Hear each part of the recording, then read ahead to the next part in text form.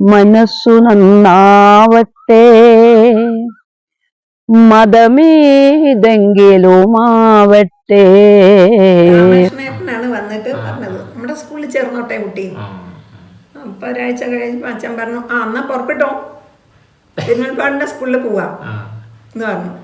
അപ്പൊ ഞാൻ ഈ പറഞ്ഞതൊക്കെ അങ്ങനെ അനുസരിക്കുക എന്നുള്ളതാണ്. അമ്മ അതാ ചെയ്യുക, അപ്പൊ അത് കണ്ടിട്ടല്ലേ നമ്മളെ എനിക്ക് ഒരാഴ്ച കഴിഞ്ഞിട്ട് മതി എന്നൊക്കെ അമ്മയുടെ അടുത്ത് പറയുന്നുണ്ട്, സ്കൂളിൽ പോണ്ടേ ഇനി.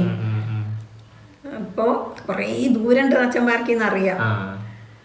എന്നിട്ടൊക്കെ നാട്ടെന്ന് പാടം വരുമ്പോ ഏതൊക്കെയോ വഴി കൂടെ തച്ചമ്പാറ സ്കൂളിലെത്തി. അവിടെ എത്തിയിട്ട് അപ്പൊ അവിടെ ഞാൻ അറിയണ ഒറ്റ മുഖങ്ങളും ഇല്ല, എല്ലാവരും പുതുമുഖങ്ങൾ. അപ്പൊ എന്നെ കണ്ട ഉടനെ അച്ഛനെ കണ്ടു, സെലീന ടീച്ചർ. അപ്പൊ സെലീന ടീച്ചർ ആൾക്ക് കുറെ നമ്മുടെ സീനിയർ ടീച്ചേഴ്സ് ഉണ്ടല്ലോ, Leelavathi teacher, Devaki teacher, Kunjikkavu teacher, Sivadevi teacher, അതുപോലെ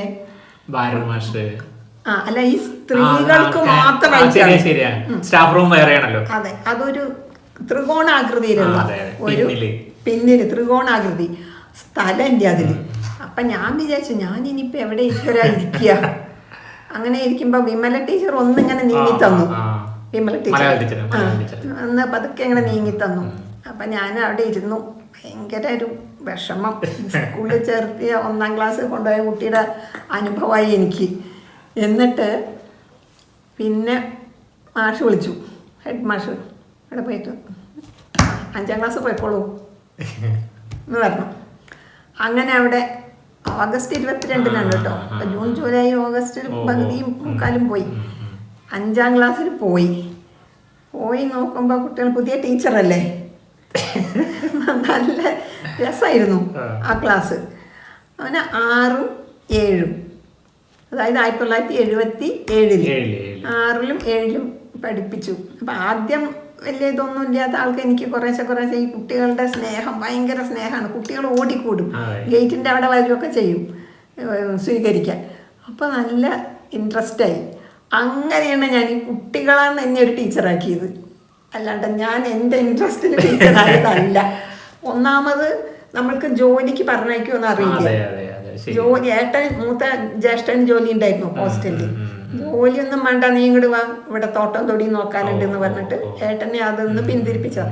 അപ്പൊ എനിക്ക് ജോലി കിട്ടുമെന്നൊന്നും എനിക്ക് ഉറപ്പില്ല, പറഞ്ഞയക്കൊന്നും അറിയില്ല. പിന്നെ അങ്ങനെ 77 അവിടെ ജോയിൻ ചെയ്തു. പിന്നെ ഏപ്രിൽ മെയ് മാസത്തെ സാലറി ഇല്ല, 10 മാസം. പിന്നെ അടുത്ത ജൂണിൽ ഇത് പ്രൊവിഷണൽ സർട്ടിഫിക്കറ്റും കൊണ്ടാണ് കേട്ടോ ഇത്രയും നിന്നത്. അത് കഴിഞ്ഞ് നെക്സ്റ്റ് ഇയർ അവിടെ പോയി. പക്ഷെ എൻ്റെ ഒറിജിനൽ സർട്ടിഫിക്കറ്റ് കിട്ടാൻ വൈകി, കുറച്ച് വൈകി. അപ്പോഴേക്കും നളിനി ടീച്ചറും അന്ന ടീച്ചറും അങ്ങനെ വന്നു. ഞാൻ നെക്സ്റ്റ് ഇയർ എന്നെ ഹൈസ്കൂളിലേക്ക് ആക്കി. അങ്ങനെയാണ് എൻ്റെ ഹൈസ്കൂൾ ജീവിതം 1978 തുടങ്ങുന്നത്. പിന്നെ അവിടെ ടീച്ചേഴ്സ് ആണെങ്കിലും മുതിർന്ന ടീച്ചേഴ്സാണ്, സീനിയർ ടീച്ചേഴ്സ് നല്ല രീതിയിലാണ് പെരുമാറ്റമൊക്കെ ഉണ്ടായത്. അതുപോലെ എൻ്റെ ഒപ്പമുള്ള ടീച്ചേഴ്സും പിന്നെ വരണവരും ടീച്ചേഴ്സൊക്കെ ആയിട്ട് എനിക്ക് നല്ല ബന്ധം തന്നെ ഉണ്ടായിട്ടുള്ളത്. അതിലേറെയാണ് കുട്ടികളായിട്ടുള്ള ബന്ധം. എനിക്ക് പറയാൻ വാക്കുകളില്ല.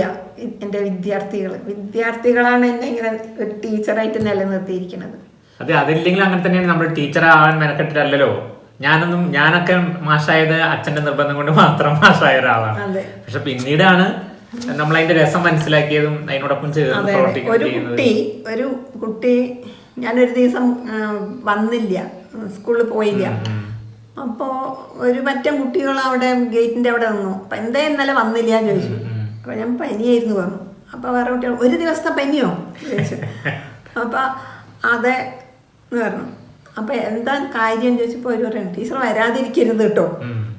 എന്താ വരാതിരുന്നാൽ അല്ല ഞങ്ങൾക്കൊരു സുഖം ഉണ്ടായില്ല എന്നല്ലേ, അതുകൊണ്ടാണ് മിസ്സിങ് ആണ് ഇപ്പോൾ അവിടെ.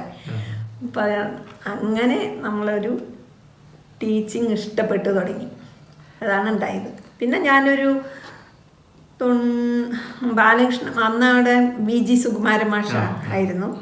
സാറാണെങ്കിൽ നല്ലൊരു ആള്, സാത്വികൻ. അത്യാവശ്യത്തിന് മാത്രമേ സംസാരിക്കുള്ളൂ. ഒരു പ്രശ്നം ഉണ്ടായി ഒരു ദിവസം. എന്താണെന്ന് വെച്ചാൽ ഞാൻ ഈ നടന്നു വരണമല്ലോ, 3 കിലോമീറ്റർ നടന്നിട്ടാണ് വരിക. അപ്പം അവിടെ ഒന്ന് കഴയിലൊന്ന് വീഴുകയൊക്കെ ചെയ്തു. വീഴുമ്പോൾ എൻ്റെ കേട്ടുമൊക്കെ നനഞ്ഞു. അതൊക്കെ പിഴിഞ്ഞ് അവിടെ എത്തിയപ്പോഴേക്കും ഫസ്റ്റ് ബെല്ലൊക്കെ അടിച്ച് എല്ലാവരും സെക്കൻഡ് ബെല്ലും അടിച്ചിട്ട് രജിസ്റ്ററും കൊണ്ട് പോയിരിക്കണം. മാഷ് അവിടെ ആ വളയമ്പിൽ ഇങ്ങനെ നിൽക്കുന്നുണ്ട്. അപ്പം ഞാൻ ഒന്നും ചോദിക്കണില്ല. എനിക്ക് അതായി വിഷമം. എന്താ വൈകിന്ന് ചോദിക്കണ്ടേ? ഒന്നുമില്ല. മുഖത്തേക്ക് ഇങ്ങനെ നോക്കി. അപ്പം ഞാൻ വീണു എന്ന് പറയണത് മോശമല്ലേ? കുറച്ച് വൈകി. ആദ്യം വൈകാൻ ഒരു റീസൺ ഉണ്ടായി. ഒരു ബസ് കാത്തു നിന്നു, അത് കിട്ടിയില്ല. എന്നിട്ടാണ് നടന്നത്. അപ്പം ആ വെപ്രാളത്തിലാണ് വീണത്. ബസ് കാത്തു നിന്നത് കിട്ടിയില്ല.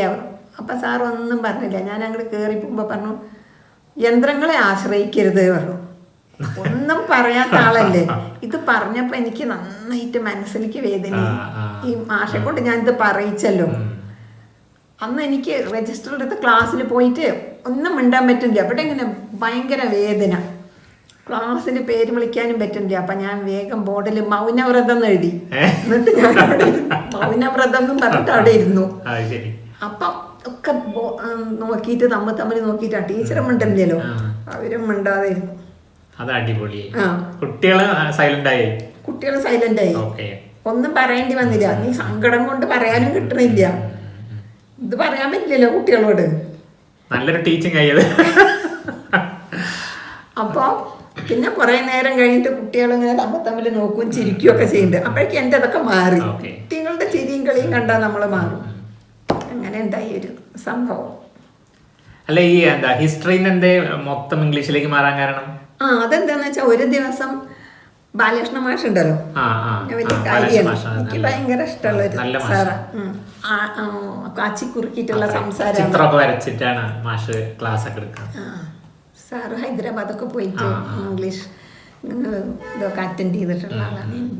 ഇംഗ്ലീഷ് ഇൻസ്റ്റിറ്റ്യൂഷൻ ഓഫ് ഇംഗ്ലീഷൊക്കെ പോയിട്ട് പഠിച്ചിട്ടുള്ള ആളാണ്. അപ്പം മൂപ്പര് എന്നെ വിളിച്ചിട്ട് പറഞ്ഞു, നാളെ ഒരു എന്തിനെങ്കിലും കുറിച്ചിട്ടൊന്ന് എഴുതിക്കൊണ്ടുവരൂ പറഞ്ഞു നാളേക്ക്.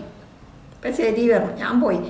ഞാൻ പോയിട്ട് പിന്നെ വീട്ടിൽ പോയി ഇതൊക്കെ മറന്നതിന് ശേഷം കിടന്നപ്പോഴാണ് എനിക്ക് ഓർമ്മ, അയ്യോ നാളേക്കൊരു കാര്യം പറഞ്ഞു. വേഗം ഞാൻ എടുത്തു. എന്തെഴുതണം? ഇംഗ്ലീഷിലാണ് വേണ്ടത്. അപ്പം അങ്ങനെ ആലോചിച്ചപ്പോൾ പണ്ട് പൊളിറ്റിക്കൽ സയൻസ് ഒക്കെ പഠിച്ചിട്ടുണ്ടല്ലോ. അപ്പോൾ ഇന്ത്യൻ ഡെമോക്രസി ഇതൊന്ന് രക്ഷപ്പെടണ്ടേ സാറിൻ്റെ ഡെമോക്രസി ഇൻ ഇന്ത്യ. അതാണ് ഡെമോക്രസി ഇൻ ഇന്ത്യ എന്ന് പറഞ്ഞിട്ട് ഒരു 2 പേജ് എഴുതിയിട്ടുണ്ടെങ്കിൽ കുറേ കാര്യങ്ങൾ ഓർമ്മയുണ്ടായിരുന്നു. എന്നിട്ട് പിറ്റേ ദിവസം കൊടുത്തു. അതിന് ശേഷമാണ് അത് കഴിഞ്ഞിട്ടാണ് പിന്നെ ഈ 2 മാസം വെക്കേഷനൊക്കെ കഴിഞ്ഞ് വന്നപ്പോൾ നമ്മൾ ടൈം ടേബിൾ അതൊരു ഭയങ്കര ഇൻട്രസ്റ്റിംഗ് കാര്യമാണ്. അപ്പോൾ ടൈം ടേബിൾ നോക്കുമ്പോൾ എനിക്ക് ഇംഗ്ലീഷ്, എൻ്റെ സോഷ്യൽ സ്റ്റഡീസ് അവിടെ പോയി നോക്കി ഞാൻ. അപ്പോൾ 8, 9, 10 ഇംഗ്ലീഷേ ഉള്ളൂ. അപ്പം ഞാൻ വിചാരിച്ചു പിന്നെ നമ്മൾ എന്ത് പറഞ്ഞാലും എടുക്കും, എന്ത് വേണമെങ്കിലും എടുക്കും. മാത്സും ഫിസിക്സും ഒന്നും പറ്റില്ല. മാത്സിൻ്റെ കാര്യം ഷാർപ്പായിരിക്കണം ബ്രെയിന്.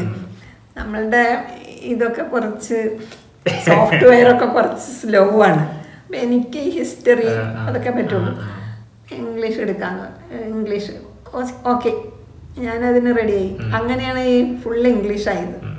നന്നായി ഒരു കണക്കില് സോഷ്യൽ സ്റ്റഡീസിനേക്കാൾ നല്ലൊരു ലാംഗ്വേജും ഒക്കെ നന്നായി. സോഷ്യൽ സ്റ്റഡീസ് എനിക്ക് ഇഷ്ടമുള്ളതാണ്, ജിയോഗ്രഫി ഒക്കെ ഇഷ്ടമുള്ളതാണ്. പക്ഷെ ഇത് ഇംഗ്ലീഷിലേക്ക് മാറി നമ്മൾക്ക് കുഴപ്പമില്ലല്ലോ, എന്ത് വേണമെങ്കിലും. അതുപോലെ പിള്ളമാഷ് പറഞ്ഞു എന്നോട് ഇംഗ്ലീഷ് മീഡിയത്തിൽ എടുക്കണം എന്ന് പറഞ്ഞു. അപ്പൊ ഞാൻ ശരി ഇംഗ്ലീഷ് മീഡിയം ഇംഗ്ലീഷ് പഠിപ്പിക്കല്ലേ വേണ്ടത്. മാനവഹൃത്തിൻ ചില്ലയിലെല്ലാം മാൺപൂ വിടരട്ടെ.